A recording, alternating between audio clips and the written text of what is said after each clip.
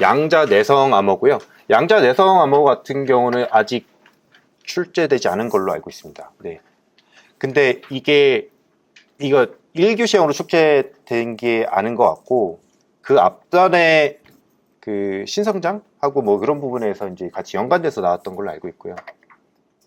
이게 양자 내성 암호도 지금 현재 계속 그 알고리즘이라든지 이거에 대해서 검증을 계속 하고 있죠. 그래서 2차까지 해서 검증을 하고 있는 걸로 알고 있는데,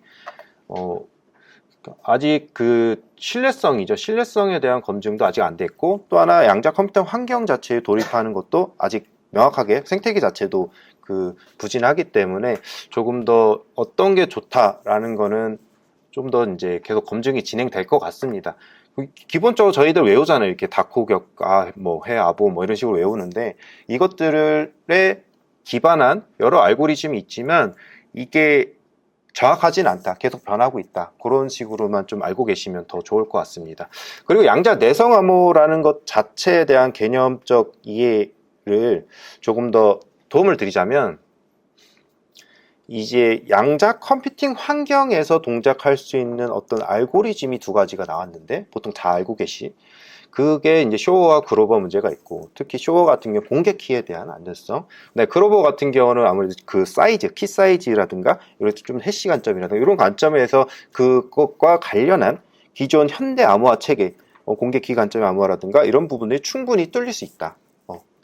암호화 체계가 위협될 수 있으니 이거를 양자 컴퓨팅 환경 체계 내에서도 이 기존 암호화들을 무너뜨리지 않고 대체할 수 있는 양자 내성을 가진 암호를 만들어야 되겠다 해서 나온 게 양자 내성 암호입니다. 그래서 이거를 개념을 작성해 주실 때 조금 더 한 번 더 생각해 주시면 좋을 것 같아요. 그래서 양자 컴퓨터의 연산 능력으로도 풀 수 없는 그러한 수학적 난제를 활용한 암호화 기술이 이제 양자 내성 암호가 됩니다.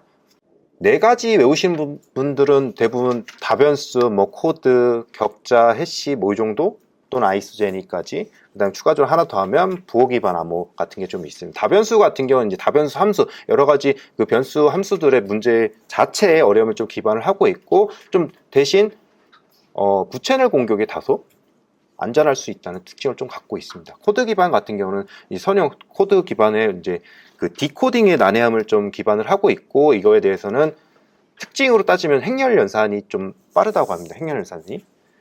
그래서 그런 걸 좀 특징으로 가져가셔도 좋고, 격자 기반 같은 경우는 이제 NP-하드라는 문제점 기반에서 하게 되고, 아이스제니 같은 경우는 두 타원 곡선 사이의 그 문제의 어려움 기반을 하고 있고, 해시는 좀 알고 계신 것 같고, 네.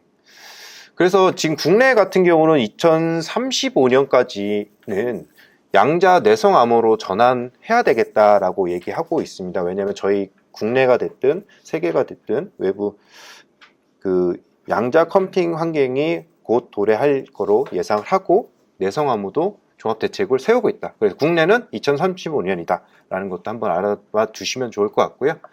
그래서 추진 로드맵을 좀 작성해 봤어요. 이제 국내 양자 내성 암호 전환을 위한 그 로드맵을 발표했거든요. 그래서 로드맵을 발표했는데, 제일 먼저는 이제 되게 좀 이런 로드맵들은 되게 비슷합니다. 정책적 로드맵들은 좀 비슷해요. 대부분이 다 뭐 기술 확보하고 제도 조립, 제도 정비하고 절차적 관점이라든지 생태계를 조성한다던가 이런 부분은 되게 굉장히 비슷하지만, 요 주요 요소 중앙에 양자 내성 암호와 관련된 내용들을 각각 넣어주시면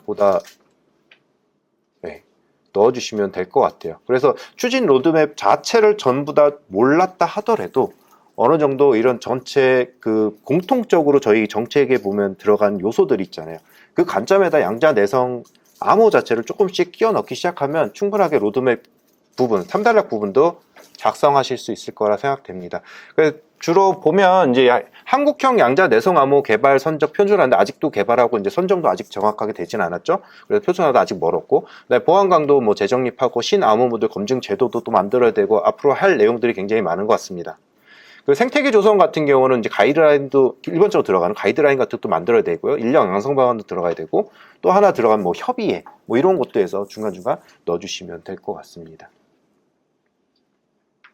그 미국 국토안보부죠. 국토안보부에서 이제 로드맵을 전환 준비한 로드맵 자체를 미국도 발간을 했고, NIST 같은 경우는 이제 전환 시나리오 같은 걸 좀 제시를 하고 있습니다. 이런 동향 부분도 같이 좀 얘기를 해주시면, 작성을 해주시면 좀 좋을 것 같아요.